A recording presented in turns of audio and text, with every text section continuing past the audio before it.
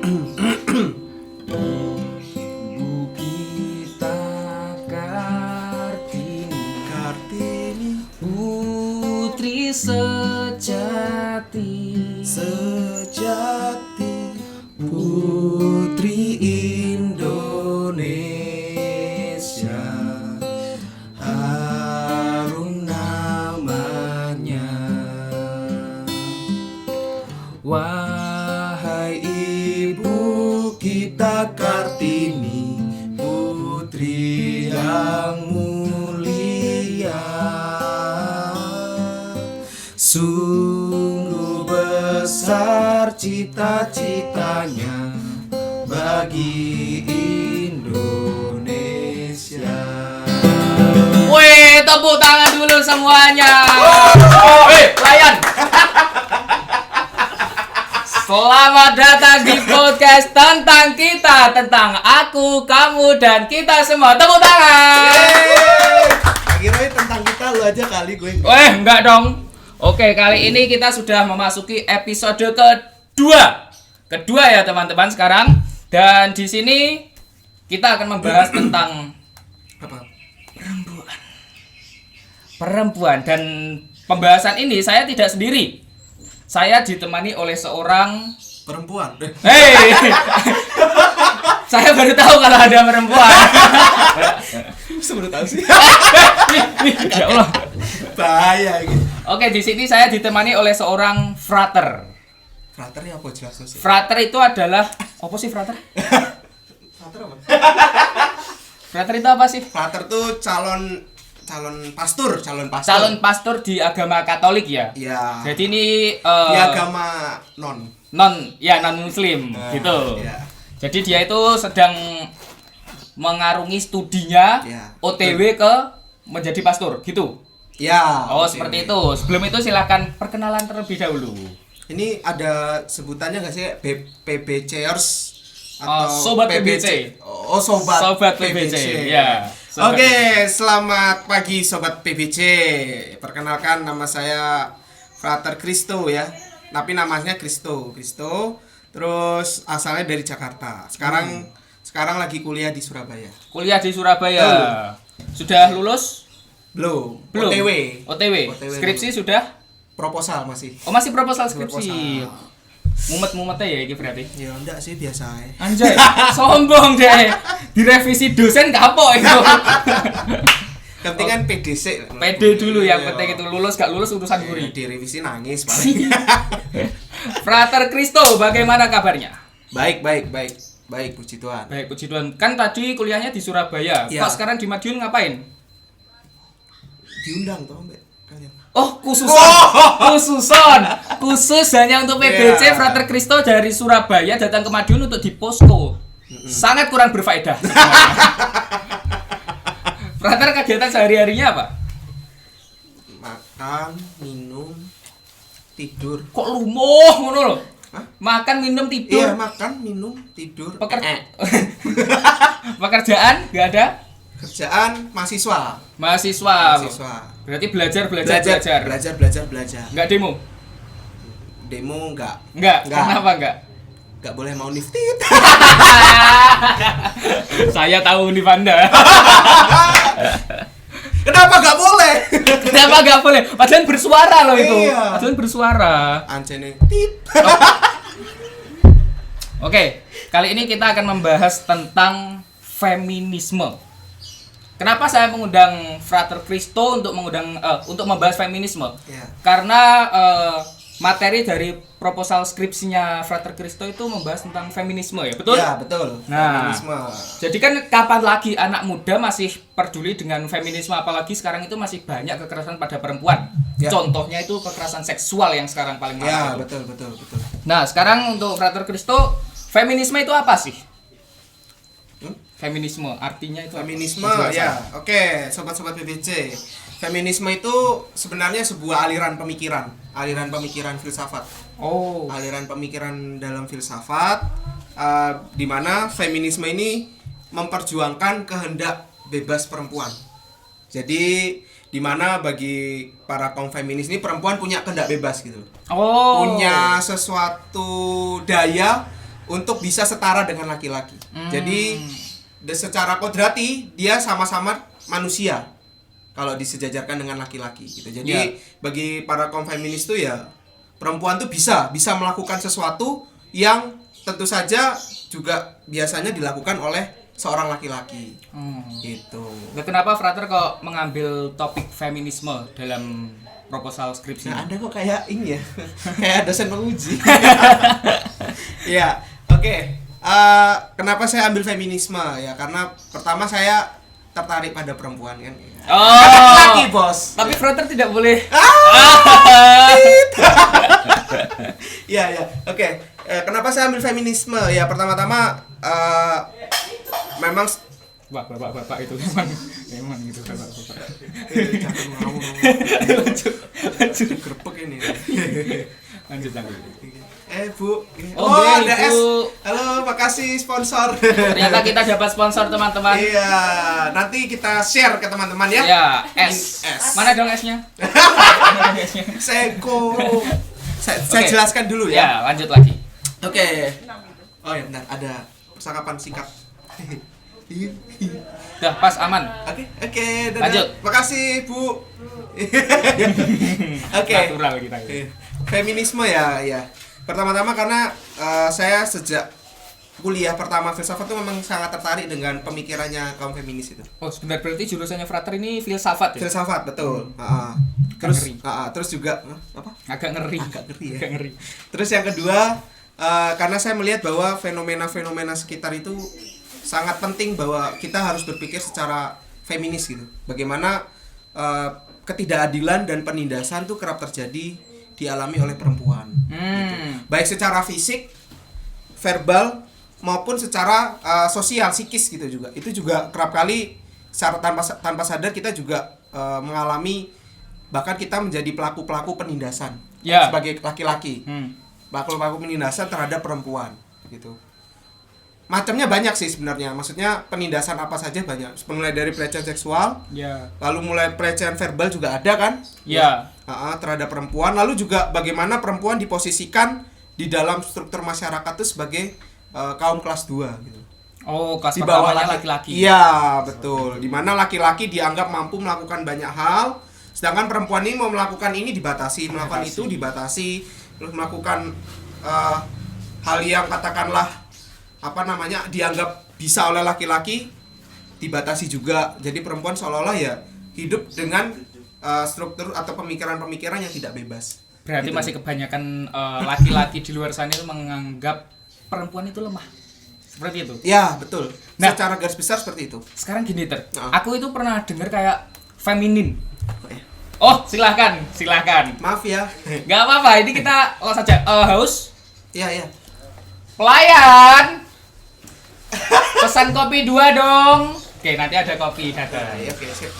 Ya, lanjut. Kopinya 2. Oke. Nah, feminim sama feminisme itu pasti berbeda kan? Berbeda. Feminim kan kayak cewek yang pingin penampilannya kayak cowok gitu.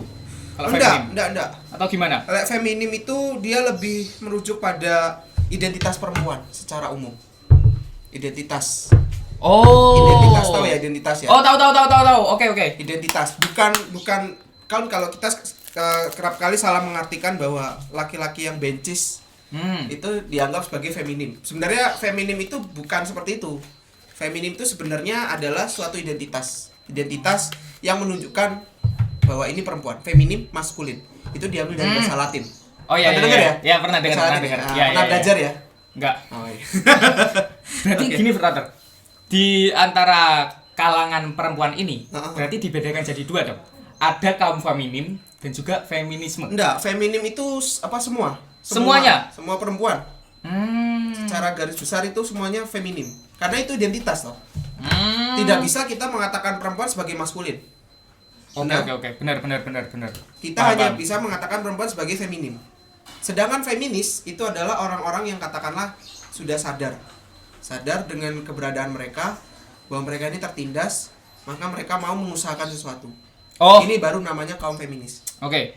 Nah, berarti sekarang gini, apakah semua perempuan sudah di jalur pergerakan feminisme? Belum semua. Belum semua. Pasti kan juga ada perempuan yang masih ingin enak-enak juga kan. Maksudnya enak-enak itu gini. Maksudnya enak-enak. Maksudnya enak-enak, orangnya cuman pengennya ya di hidup rumah, hidup di zona nyaman gitu ya. di zona nyaman. Pokoknya yang kerja nanti yang laki-laki aku cuma nerima jadinya aja. Pasti ada yang seperti itu. Nah, kalau ada perempuan yang seperti itu, menurut tanggapan kaum feminisme itu kayak gimana? Oke, ini ya. Sobat-sobat PBC perlu mengetahui bahwasannya salah satu tokoh feminis ya, saya merujuk pada salah satu tokoh feminis yang namanya Simone de Beauvoir. Simone de Beauvoir. Beauvoir. Coba baca Beauvoir. Ini. Gimana? Simone de Simone de Beauvoir. Simone de Beauvoir. Dia adalah seorang filsuf Prancis. Dari Prancis. Dari Prancis, dan Beauvoir ini dia mengungkapkan sebuah argumen yang sebenarnya sangat sangat mengejutkan banyak pihak gitu pada zamannya, karena dia dianggap sebagai salah satu tokoh pelopor feminis. Salah satu tokoh pelopor feminis, dan dia juga dianggap salah satu tokoh yang mampu menggerakkan gerakan-gerakan feminis. Simone de Beauvoir itu cowok ya? Cewek. Oh cewek. Jadi Cewek. kayak lanang. Iya kayak lanang ya. Kan tadi aku mikir Simone de Beauvoir. Karena Simonnya, Nah ya, kalau cowok kok yang mengawalinya kok malah cowok dulu gitu tadi saya mikirnya. Ternyata cewek. Nah, Simone de Beauvoir ini dia kan nulis 2 buku ya. Ya. Judulnya Second Sex. Second Sex. Dan di sana dia itu menekankan bahwasannya perempuan tuh hidup dalam konstruksi pemikiran. Dan dia menganggap bahwa perempuan itu suatu individu, seorang individu yang lahir bukan karena sesuai dengan kodratnya, tapi dia sudah terbentuk sejak lahir. Si Beauvoir ini berpikiran bahwa perempuan ini merupakan seorang individu yang lahir bukan karena hidup sesuai dengan kodratnya sebagai manusia, tetapi dia sudah dibentuk sedemikian rupa oleh konstruksi pemikiran yang berkembang di masyarakat. Misal, sejak kecil dia mau main bola. Yes, perempuan ya? Iya. Nggak boleh sama orang tuanya, sama papa mamanya. Kan nggak wajar ya. Dia malah bilang bahwa kamu nggak boleh main bola, kamu ini perempuan, kamu harus main boneka. Misalnya kayak gitu. Nah, konstruksi pemikiran demikianlah yang akhirnya membuat perempuan itu hidup dalam bayang-bayang dari laki-laki. Sebenarnya bukan laki-laki yang menindas, tapi konstruksi pemikirannya itu. Yang mengatakan bahwa perempuan ada di bawah laki-laki. Dominasi ada di bawah bayang-bayang dominasi laki-laki. Nah, pemikiran-pemikiran demikianlah yang akhirnya membuat perempuan merasa bahwa oh iya, nanti aku kalau sudah berkeluarga, tugasku adalah masak di rumah, ngurusi anak, terus dandan, bersih-bersih, terus dandan, dan suamiku tertarik sama aku atau pacarku tertarik sama aku dan lain sebagainya. Nah, itulah yang akhirnya membuat perempuan sendiri sebenarnya merasa tidak sadar bahwa dirinya ditindas. Kadang banyak perempuan nggak sadar loh kalau dirinya itu ditindas. Iya. Dia menerima karena mereka sudah di zona nyamannya. Ya, karena mereka sudah menerima begitu saja bahwa nanti kalau aku nikah berarti aku harus masak aku harus belajar masak sebelum nikah misalnya. Aku harus belajar masak, aku harus belajar masak supaya nanti ketika aku punya suami, ya aku enak dipandang. Aku enak dipandang, terus suamiku senang baik aku. Iya. Kayak gitu. Jadi pemikiran seperti itulah yang akhirnya membuat wanita sendiri sebenarnya nggak sadar kalau mereka tuh sudah tertindas. Dan yang membuat mereka sadar adalah diri mereka sendiri. Ketika mereka akhirnya sadar bahwa mereka tertindas, baru mereka yang bisa disebut sebagai kaum-kaum pejuang feminis. Untuk itu selanjutnya Kalista. Ini pelayan kita ini. Jangan disebut pelayan lah. Ini kita bilang feminis loh. Oh iya ya. Kayak gitu feminis. Iya. Kayak gitu feminis ternyata. Sebagai partner. Oh iya, partner kita. Partner ya. Terima kasih Kalista. Cantik kan orangnya? Cantik kan? Nah, ini nggak dilihat kan perempuan semua cantik. Iya nggak sih? Ya, cantik semua sih pasti. Iya. Kita break dulu karena ada azan. Oke teman-teman, tadi kita break sejenak karena ada azan. Sekarang kita lanjut ke topik selanjutnya. Sudah ada kopi, mantap kan? Mantap. Sambil diminum juga tidak apa-apa. Panas katanya. Nah, sekarang saya ingin tahu sih contoh-contoh feminisme yang sudah dialami oleh Frater Christo. Maksudnya gimana? Maksudnya Frater pernah melihat feminisme di sekitar Frater itu contohnya apa aja? yang menunjukkan ya. Ya, yang menunjukkan itu feminisme. Oke, ya saya oke, sobat-sobat PBC. Sebelumnya saya mau beritahu dulu ya bahwasanya di Indonesia memang narasi-narasi tentang feminisme ini sangat kurang. Sangat kurang, bahkan mandek ketika mandek di perjuangan Ibu Kartini itu loh. Oh, tadi kita nyanyi di awal. Ya, memang Ibu kita Kartini ya, itu memang kok jadi Era Kartini ya, jangan Ibu kita Kartini nanti lagu dong. Era Kartini itu memang dia sebagai pelopor di Indonesia, tapi apa namanya? Perjuangan feminisme, gerakan feminisme di Indonesia itu memang mandek di era Kartini itu. Dan lebih banyak memang sekarang orang-orang menganggap penindasan perempuan itu terhadap perempuan atau pelecehan, bukan pelecehan sih, tapi kayak menganggap perempuan di bawah laki-laki itu sebagai sesuatu yang wajar sekarang di Indonesia. Kenapa? Ya karena itu tadi, karena sudah terbangun struktur-struktur sosial pemikiran, konstruksi pemikiran yang berkembang dari masa ke masa. Ditambah kalau kita tahu sekarang ada yang namanya budaya patriarki. Oh ya. Ya, tahu ya budaya patriarki, di mana sangat kuat sekali bahwa di dalam budaya patriarki ini laki-laki sebagai pusat gitu loh. Ya. Pusat, sedangkan perempuan hanya sebagai orang yang ada di belakang layar. Gitu. Itulah yang akhirnya semakin membuat perjuangan atau suara-suara feminisme, gerakan feminisme itu tenggelam di Indonesia. Kalau sebagai perbandingan ya, kalau di barat di sana itu perjuangan feminisme itu sudah sampai pada gelombang kelima. Sedangkan di Indonesia masih sampai di gelombang kedua. Jadi memang di Indonesia ini sangat tertinggal untuk perjuangan-perjuangan feminisme yang memperjuangkan kehendak bebas perempuan, yang memperjuangkan perempuan itu memang sekarang di Indonesia tuh minim sekali, bahkan tenggelam. Dari pemerintahan apakah sudah ada gerakan-gerakan? Ya, menurut saya justru ya ini bukannya mengkritik pemerintah ya, sekali lagi. Bukan mengkritik pemerintah, tapi memang justru faktanya ketika dibuat peraturan soal jam malam untuk perempuan dan lain sebagainya, itu justru yang membatasi perempuan gitu. Karena pemerintah menganggap bahwa atau oknum-oknum yang membuat demikian beranggapan bahwasanya perempuan tuh gak mampu untuk keluar sendiri pada malam hari gitu. Itu bagi kaum feminisme adalah salah pastinya. Salah. Bukan salah sih, tapi kurang tepat lah. Iya. Kurang tepat. Ya memang tujuannya untuk melindungi, untuk melindungi perempuan, Tetapi memang dalam pelaksanaannya kerap kali memang akhirnya perempuan dianggap sebagai kaum yang lemah, kaum yang harus dilindungi, kaum yang tidak boleh keluar malam, kaum yang kalau keluar malam menjadi sasaran dari pelecehan dan lain sebagainya. Itu yang akhirnya membuat sebenarnya peraturan-peraturan semacam ini justru tidak baik gitu loh. Tidak baik dalam arti membatasi perempuan seperti itu. Contohnya ya, ketika kita ada di dunia kerja nih, saya kasih contoh di dunia kerja. Bahwasanya misalnya ada sampean misalnya kerja sama teman perempuan ya dalam satu kantor atau dalam satu perusahaan atau dalam satu bidang tertentu misalnya. Nah, ketika itu misalnya sampean dapat shift siang. Dengan temannya sampean dapat shift malam. Nah, di situ terkadang tanpa sadar kita sebagai laki-laki itu bertanya pada perempuan seperti ini. Misalnya Mbak atau siapalah Mbak, ini Mbak kan dapat shift malam. Nah, apakah nggak apakah tak ganteni aja Mbak shift siang, aku shift malam. Soalnya bahaya loh Mbak kalau perempuan keluar malam-malam. Nah, ungkapan-ungkapan seperti ini yang sebenarnya secara tidak langsung tuh menindas perempuan gitu loh. Dalam arti menyepelekan, betul, menyepelekan perempuan. Padahal kan ada cara yang lebih baik. Ada cara yang lebih baik untuk menyikapi hal seperti ini. Misalnya kayak gini. Mbak, ini sampean hari ini dapat shift malam. Mbak keberatan apa enggak? Mbak keberatan apa enggak? Nah, pertanyaan inilah yang sebenarnya membuat kita sendiri tidak secara langsung menyepelekan perempuan gitu loh. Dalam arti kita menanyakan dulu, Mbak keberatan apa enggak gitu.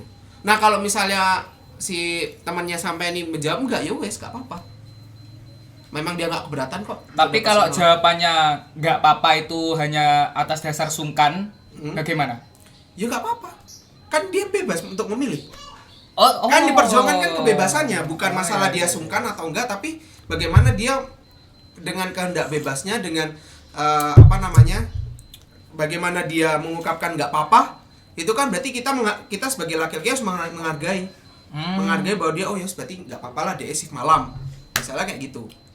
Nah, jadi memang apa namanya, kita harus paham dengan hal seperti ini gitu loh. Bahwasanya apa yang kita ucapkan, apa yang kita lakukan itu memang secara tidak sadar memang kadang dan sering kerap kali menindas perempuan. Kayak gitu. Nah, ini yang diperjuangkan oleh kaum feminis, bagi bahwasanya mereka beranggapan bahwa perempuan tuh bisa loh melakukan apapun gitu loh, tanpa ada di bawah dominasi bayang laki-laki. Nah, Tapi gini kita kan para cowok pasti ada rasa khawatir. Contoh saja, Iya. kalau saya punya pacar, kalau punya ya, ini kan nggak punya. berarti masih punya pacar. Nggak punya, ini nggak punya. Rasa fitnah kalian, nggak usah fitnah. Nggak ada. Seumpama banyak ya? gini. Tolong pacarnya Ora bisa enek, komen di ora YouTube. enek, ora enek. Calon pacar saya di masa depan. Min. Itu, ya kudu amin lah. Nah itu Atau mau dia. jadi Frat Romo juga. Aduh Masuk gak dong. tertarik. Eman lagu sunat. Aku ya sunat loh. Tapi aku pingin Pengen apa? nikah. Oh iya. Pingin Oke. nikah. Lanjut. Terus? Nah, kembali ke topik aja. Oke. Kembali ke topik. Terus Jadi calon pacar saya itu izin. Aku mau keluar malam dulu ya. Nah itu kan kalau katanya frater, ya udah closein aja, kalau mereka emang mau ya nggak apa-apa. Nah tapi di satu sisi aku itu khawatir. Heeh. Contoh saja kalau saya ini daerahnya ada di Jogja, banyak klitih, gitu aja. Aku takut cewekku kena klitih. Nah cara alternatif lainnya gimana untuk memastikan kalau dia itu nggak apa-apa? dengan tidak merendahkan dia gitu. Iya. Ya, kamu tanya aja misalnya kamu tanya aja kamu pergi sama siapa. Kalau misalnya aku pergi sendiri misalnya, terus perlu tak temani apa enggak. Kalau misalnya LDR, ya kamu bilang aja misalnya kalau bisa kamu minta tolong temanmu atau siapa gitu. Tanpa menyakiti perasaan, maksudnya tanpa kamu merendahkan dia gitu loh. Selanangnya cemburu.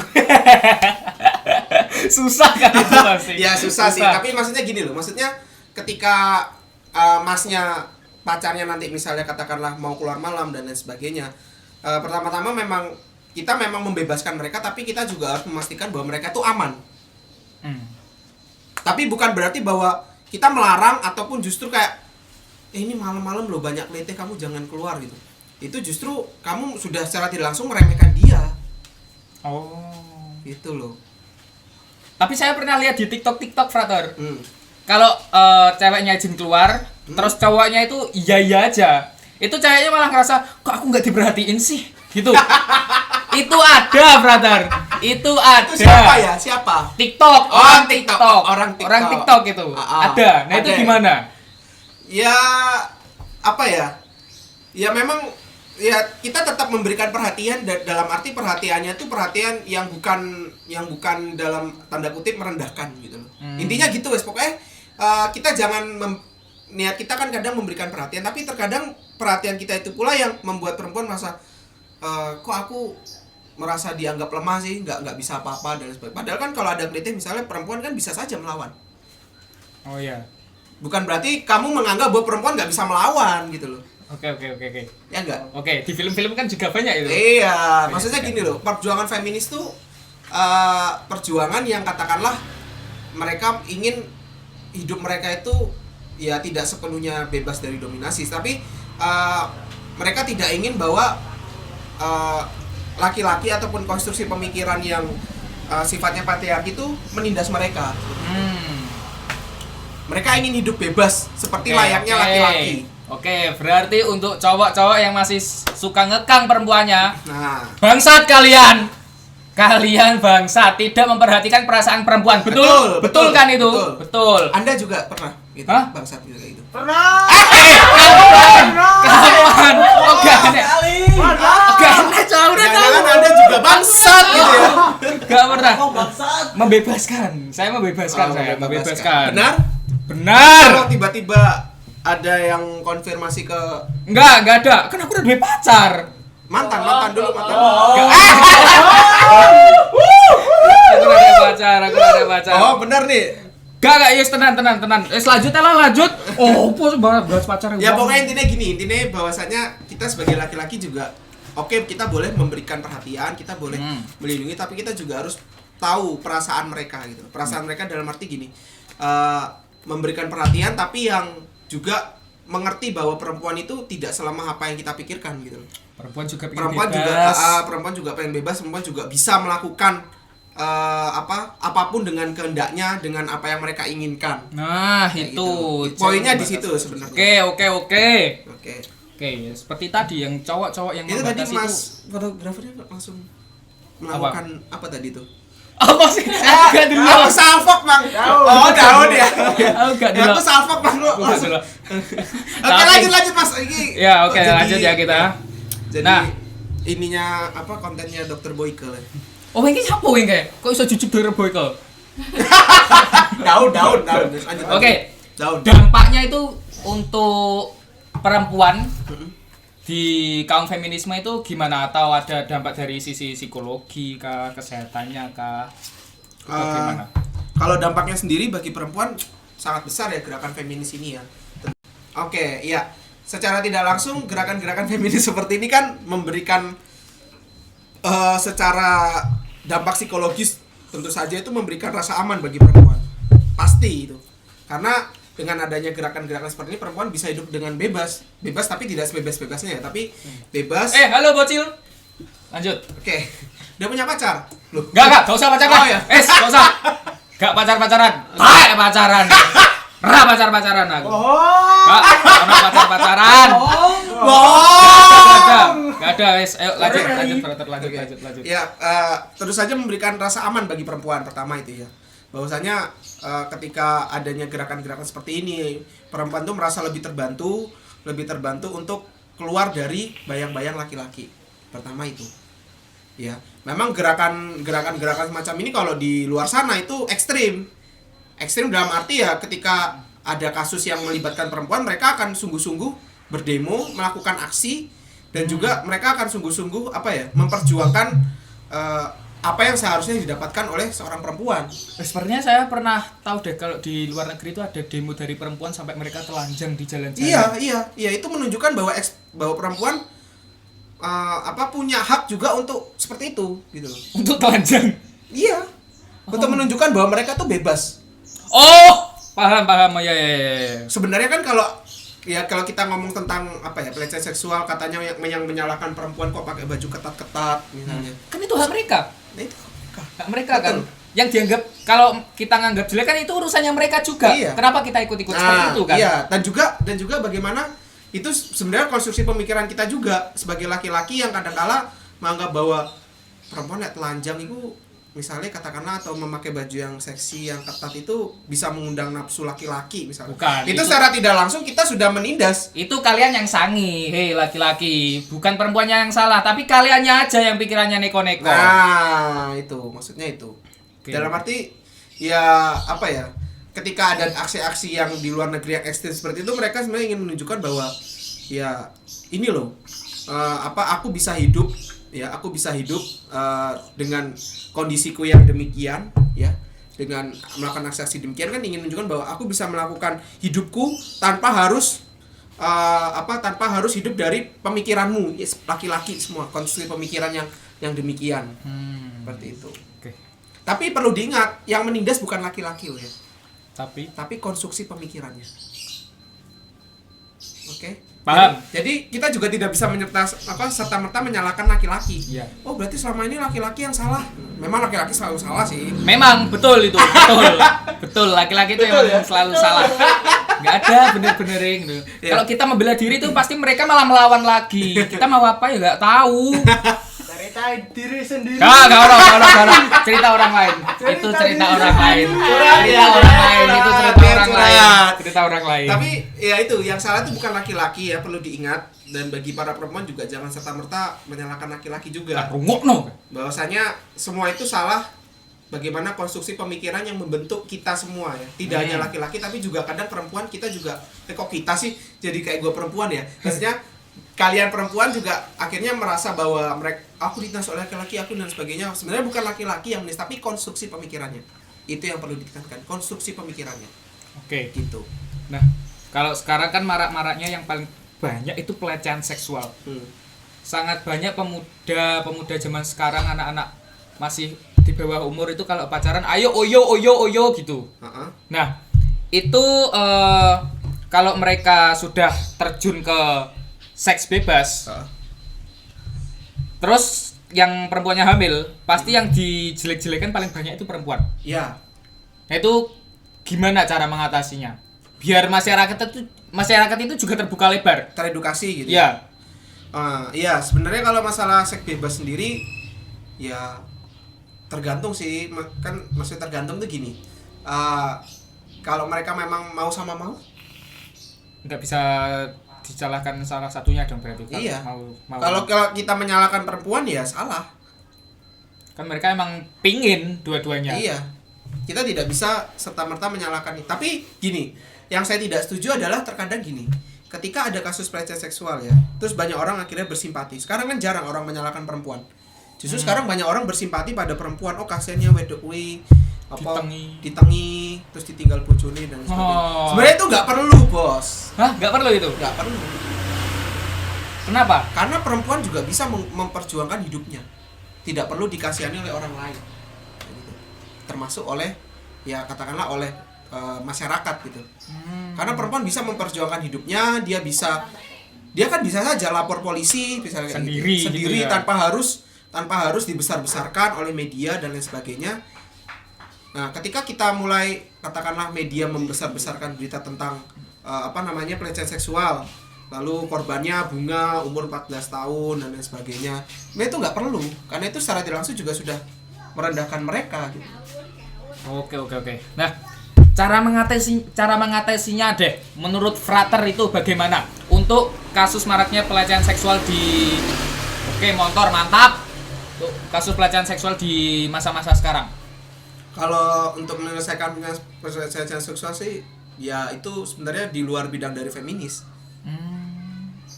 Karena kan itu urusan pribadi kan, pribadi dengan pribadi gitu kan. Tapi bagaimana kita menanggapi kalau jika ada berita pelecehan itu yang memang terkadang begal susu, begal payudara, begal susu, begal payudara, kayak gitu. Nah itu gimana cara mengatasinya? Maksudnya ini cara mengatasi ini dalam hal apa? Biar nggak ada lagi.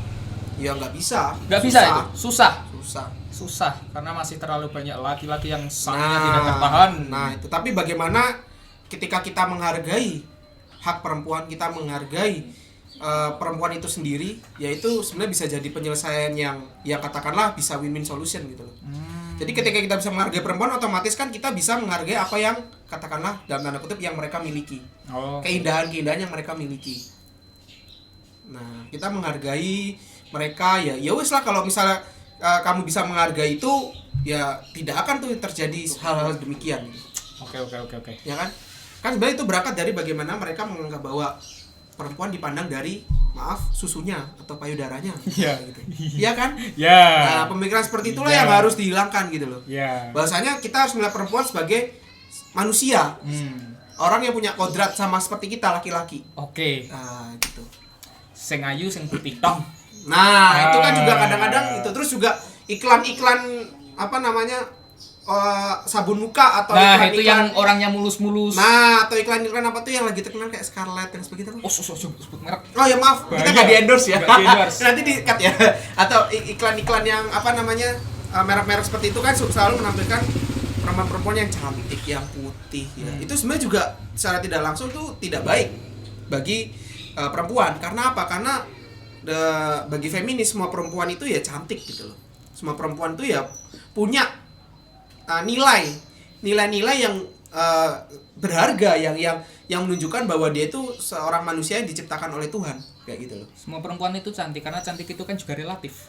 Nah, tergantung kita yang memandangnya. Tapi kita juga tidak boleh langsung mengejudge, oh kamu jelek, oh kamu nah jelek. itu nggak boleh, itu goblok nek wis jenenge. Iya, nggak boleh.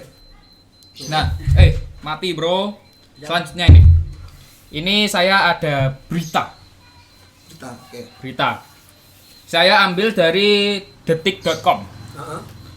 Pada saat masa-masa Covid tahun 2020, tepatnya ada di Cina, itu ada perawat yang sedang hamil. Sekitar 20 harian lagi dia itu melahirkan, tapi masih dipaksa untuk bekerja terus oleh pemerintahnya. Nah, itu kan termasuk penindasan kan itu. Iya. Dan pada akhirnya perempuan itu keguguran. Nah, tanggapannya Frater gimana? Sebelumnya saya jawab, saya tanya tanggapanmu gimana? Melihat perempuan itu gimana kamu? Perempuan gimana maksudnya? Yang keguguran tadi itu kamu menganggapnya tuh seperti apa? Ini kan pasti saya kalau baca beritanya itu nggak jelas juga ya. Soalnya belum tahu tanggapannya perempuan dari awal itu bagaimana. Apakah dia disuruh bekerja itu dia sudah memohon-mohon untuk berhenti? Ini saya sudah nggak sanggup loh. Ini saya pengen istirahat. Tapi kamu lagi. memandang berita ini sedih atau sedih saya. Sedih. Ya kamu menindas perempuan juga berarti. Karena saya menindas karena saya menghalangi jalannya. Iya. Ya seperti itu kan. Iya. Nah, makanya saya ingin tahu dulu. Ini orangnya ini pengen istirahat dulu atau emang nggak apa-apa lah aku kerja soalnya aku pengen melayani. Nah, seperti itu. Itu kan bisa saja terjadi. Nah, bisa saja kan seperti itu. Iya. Tapi kan kalau buruknya itu perempuan ini pengen istirahat tetapi dihalang-halangi. Nah, kalau gak itu iso iki tetep mau kerja. Nah, kalau Gitu. itu berarti ya yang salah adalah pemerintahnya. Kenapa dia tidak katakanlah tidak mau untuk memberikan jatah cuti atau dan lain sebagainya ya kepada perempuan itu, pada perawat itu gitu loh. Tapi ketika kita melihat lagi dari segi feminisme ya memang perempuan itu berhak untuk memilih. Katakanlah kalau memang perempuan dalam berita itu ingin bekerja, Ya udah. Oke. Itu emang sudah jalannya.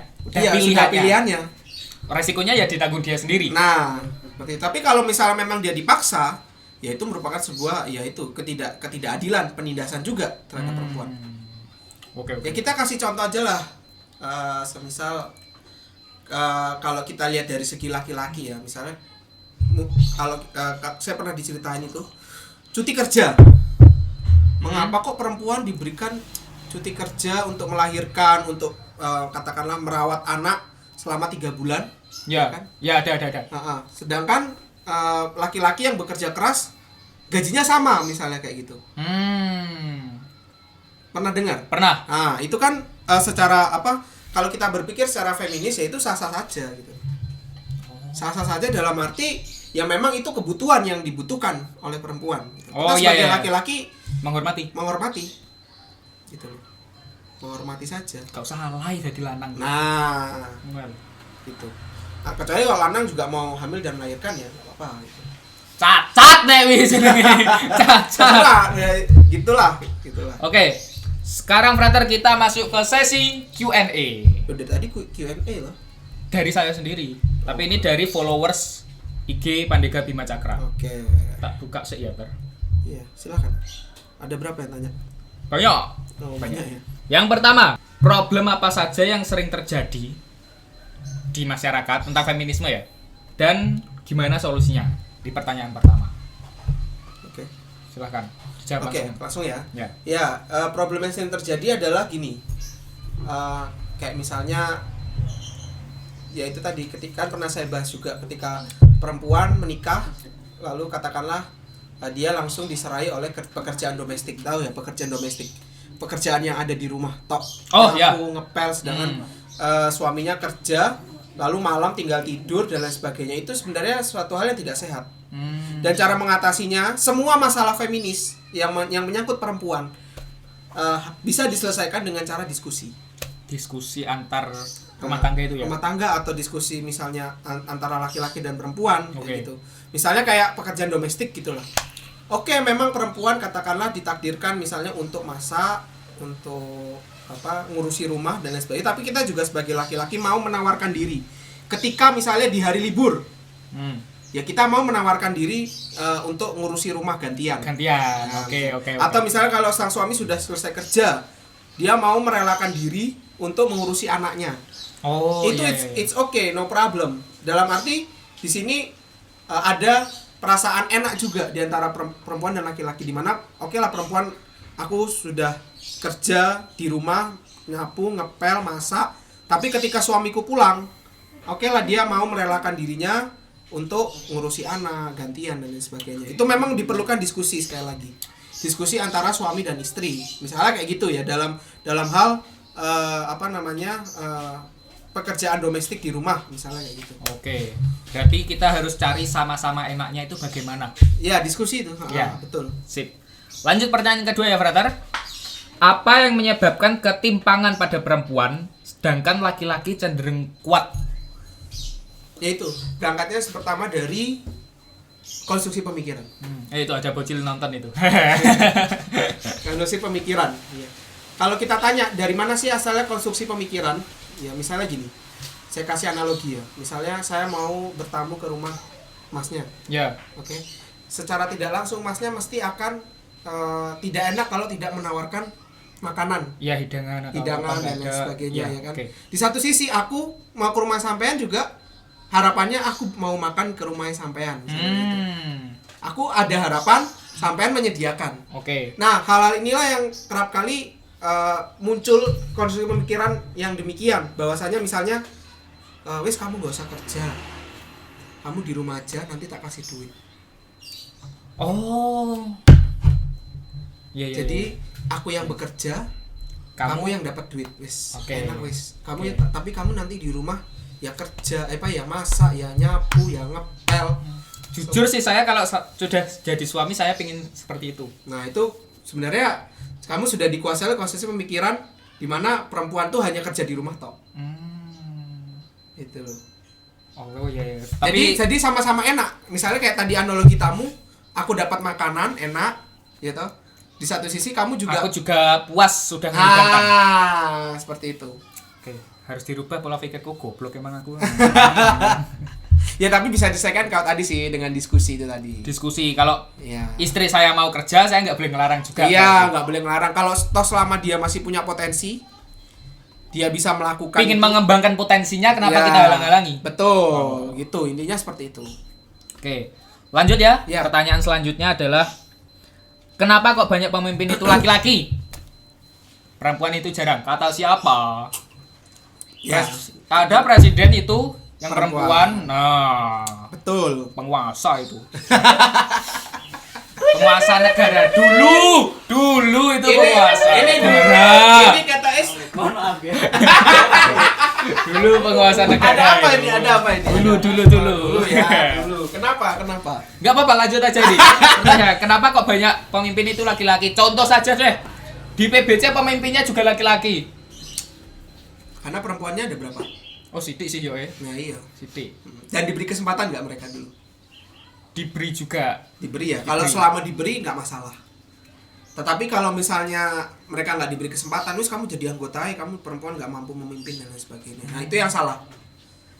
Sebenarnya bukan masalah kenapa kok laki-laki yang jadi pemimpin, tapi bagaimana apakah perempuan di dalam suatu komunitas, dalam suatu kelompok itu diberikan kesempatan juga gitu loh.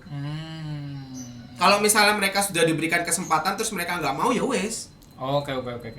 Tapi kalau mereka diberikan kesempatan, mereka mau, mereka merasa punya potensi, ya kita harus memberikan seluas-luasnya. Toh ya nanti mereka katakanlah ketika jadi pemimpin bisa jadi pemimpin yang baik. Ya, betul. Yang Seperti yang dulu itu, baik itu. siapa sih ini dulu? Itulah. Pokoknya ikulah. Ono iku. Oke. Terus. Seorang cucu pokoknya. Pertanyaan selanjutnya ya. Itu baik. Baik dong. Oh iya. Selanjutnya. Jual tower itu ya? Lanjut. Selanjutnya. Bariki apa YouTube PBC di takedown gitu. Oke, Frater, kita lanjut ke pertanyaan yang selanjutnya. Oke. Kenapa kok bagi orang-orang perempuan sekolah tinggi-tinggi itu nggak guna?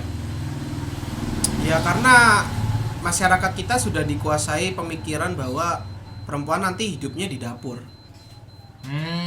Ya Jadi, kan ngapain sekolah yang Ngapain sekolah? dapur?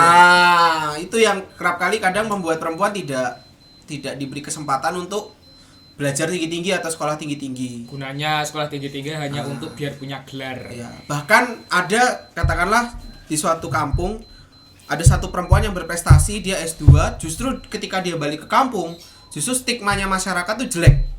Maksudnya? Ya, dulu nah, misalnya ngapain sih kamu lihat tuh dia ngapain sekolah S2 atau kalau udah nikah ya paling ya urusannya beda dapur tok. Oh, misalnya iya. kayak gitu. Jadi pemikiran-pemikiran semacam itulah yang membuat potensi yang dimiliki perempuan itu menjadi terhambat karena ya pemikiran bahwa ya ujung-ujungnya nanti perempuan pun akan hidupnya di dapur ngurusi anak. Wes, buat apa dia sekolah, katakanlah sekolah misalnya teknik industri atau teknik elektro atau apa, tapi ujung-ujungnya ya gak ada hubungannya dengan apa yang kelak dia akan masak dan lain sebagainya. Makanya kadang kan banyak perempuan yang hanya disekolahkan sampai SMA. Ya. Atau ketika misalnya karena faktor ekonomi orang tuanya, akhirnya dia hanya disekolahkan sampai SMA, habis itu dinikahkan langsung seperti itu, supaya nggak menjadi beban keluarga. Misalnya kayak gitu. Nah itulah yang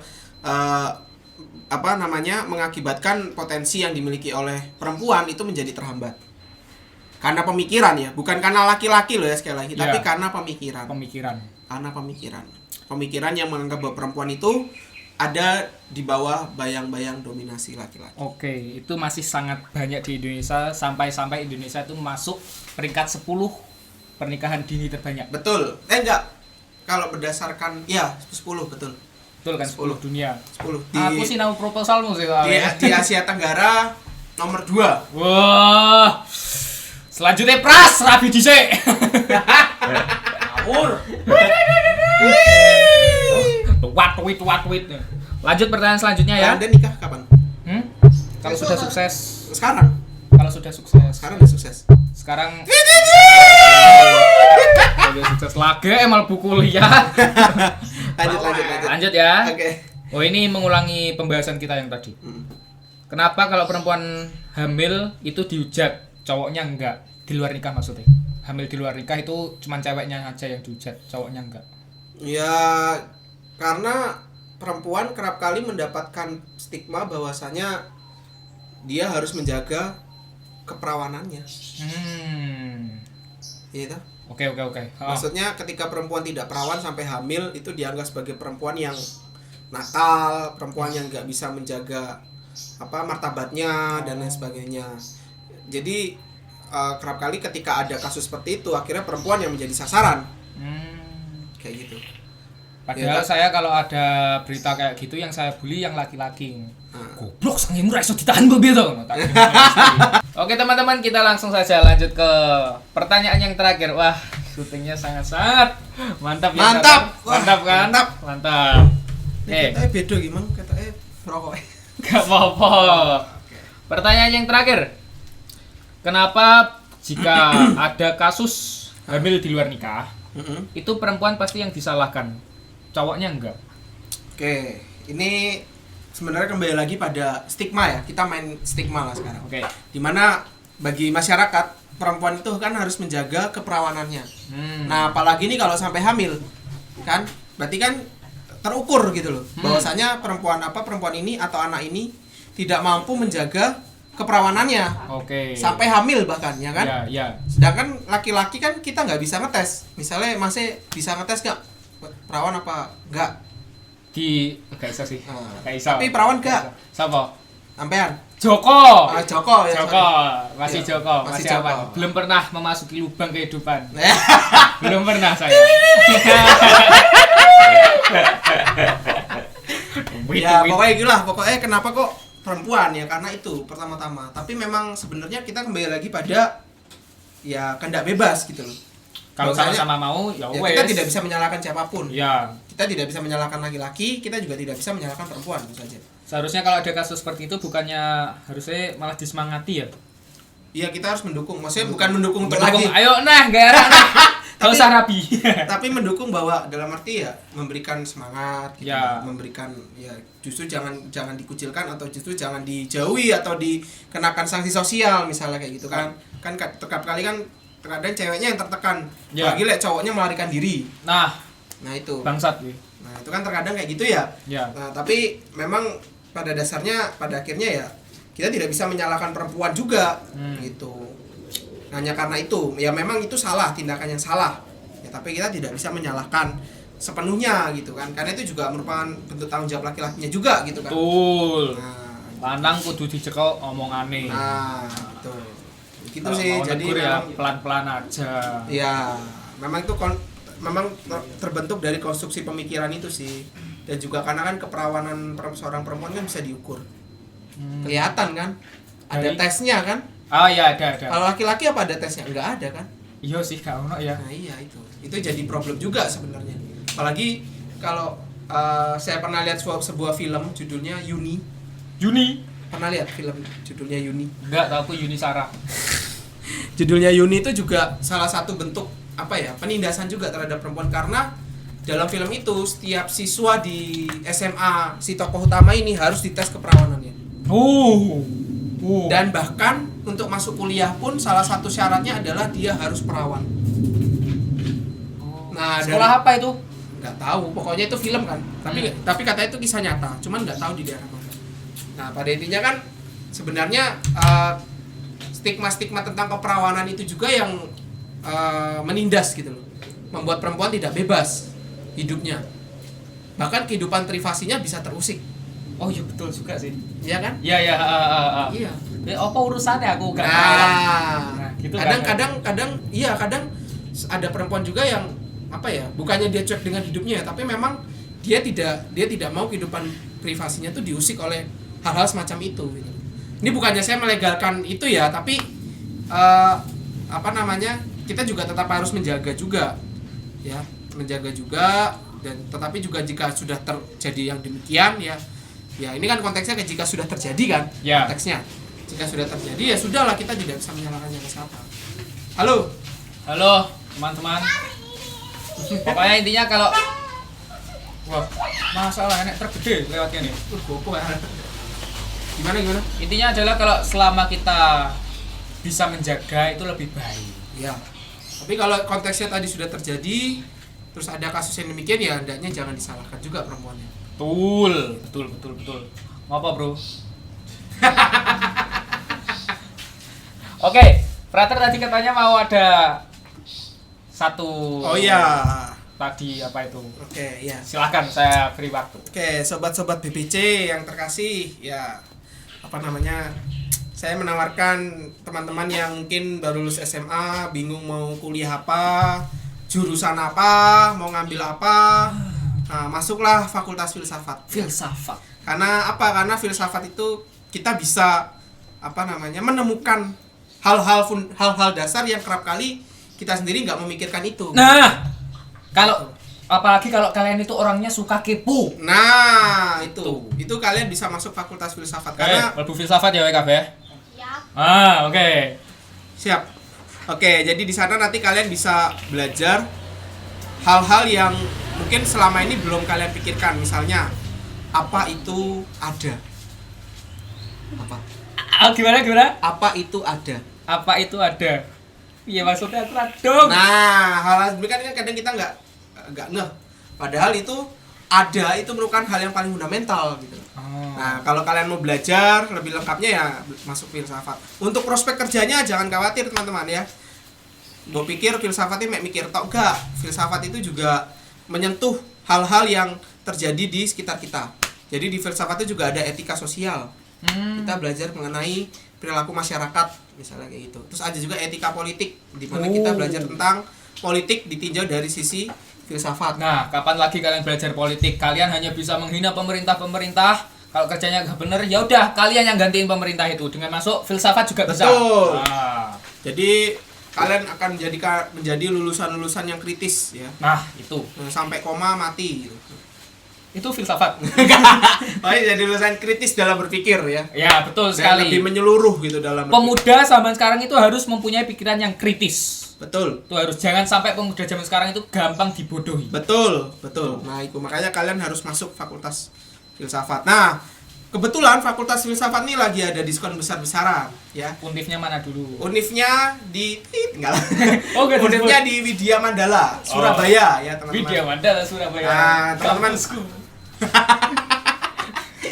Kampusku, Iya, bro. Widya Mandala Surabaya. Jadi teman-teman bisa cari di websitenya situs resminya Wima PMB ya di Instagramnya. Nanti mungkin bisa tulis di bawah Wima PMB ya. Wima.pmb atau langsung Wima PMB. Oke, Langsung PMB. Wima PMB. Nanti kalian bisa disitu dapat informasi mengenai pendaftaran. Nah, Terus kalau kalian mau tahu tentang Fakultas Filsafat ya, Widya Mandala, bisa langsung dibuka Instagramnya @fakultasfilsafat UKWMS. oke. Ya, Fakultas Filsafat UKWMS. Nanti saya taruh di deskripsi Instagramnya. Oke, nanti kalian di situ bisa kepo-kepoin tuh Fakultas Filsafat kayak apa, diskon-diskonnya. Bahkan kalian bisa dapatkan diskon 100%. Kapan lagi kuliah nggak bayar sama sekali? Nah, itu ada beasiswa juga ya buat kalian yang mau masuk Fakultas Filsafat. Oke, jadi kalian harus pertimbangkan lagi, siapa tahu ada yang mau masuk Fakultas Filsafat ya, jadi lulusan-lulusan yang kritis, terus jadi lulusan-lulusan yang juga mampu berpikir secara komprehensif, lebih menyeluruh ya.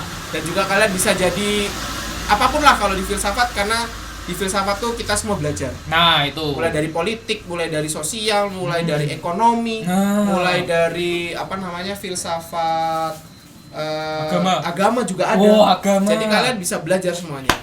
Oke? Sangat luas. Ada yang mau masuk filsafat? Jawab ya.